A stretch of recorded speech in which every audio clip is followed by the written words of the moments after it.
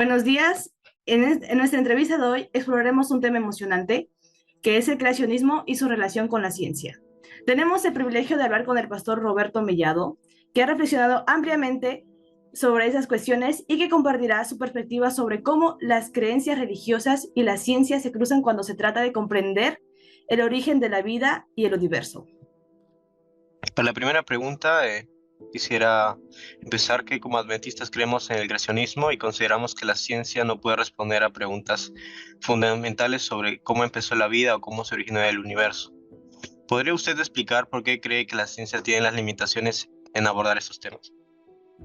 Ok, bueno, buenas tardes con todos.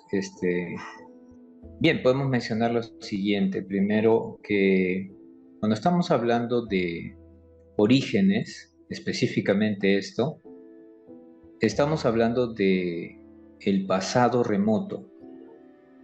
Es decir, no estamos hablando de algo que nosotros podamos colocar en un laboratorio para poder examinar el fenómeno repetidas veces, hasta poder analizar y separar cada parte y los datos, obtener y llegar a una conclusión, que eso es lo que se hace en un método científico.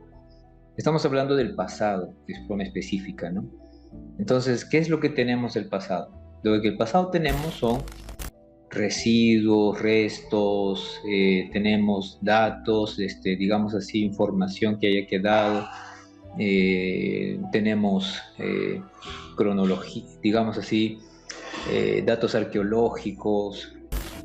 Cuando hablamos del pasado, estamos hablando de cosas que ocurrieron y que simplemente nos han quedado vestigios. Cuando estamos hablando de los orígenes del mundo o del universo, estamos hablando de algo mucho más remoto. En consecuencia, imposible para el ser humano poder estudiar algo que ya no existe, algo que ocurrió en un evento. Lo que tenemos entonces, ¿qué es lo que se estudia? Es lo que digamos así, información que podemos de formular teorías, ¿no? De posibilidades, de probabilidades, según esos datos nos arrojan. En consecuencia, por ejemplo, cuando se habla del origen del universo, se postulan varias teorías. La más conocida es Big Bang, ¿no? El Big Bang, llamado así, pero hoy en día está cuestionado el Big Bang, capaz se va a adquirir otro modelo, ¿no? Otro modelo que pueda de pronto responder mejor a los datos, porque cada vez que hay más datos de estudio, se vuelven a presentar nuevas teorías, otro paradigma empieza a moverse en la ciencia. Entonces, considerando eso, la ciencia tiene limitaciones cuando hablamos del pasado remoto.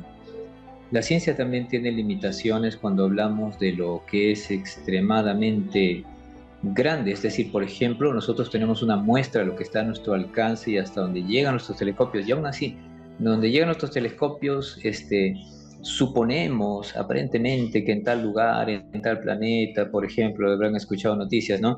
Hay agua que se parece a la Tierra, ¿no? Y cosas así. Pero si usted lee con cuidado los artículos, se da cuenta que son suposiciones, es decir, parece que es, ¿no? La única forma de saberlo es acercarse, llegar hasta ahí, ¿no? Y ver, realmente estudiar de qué es eso, ¿no?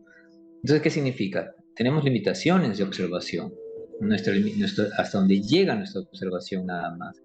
Y cuando hablamos del cosmos, estamos hablando de algo tan inmenso, ¿no? Tan grande, que lo que nosotros conocemos es una cosa muy ínfima, muy pequeña, como para poder decir, no, la ciencia ha descubierto tal cosa, ya sabemos que es así, ya sabemos que es así. No, tenemos teorías y cada vez nos asombran más los datos, ¿no?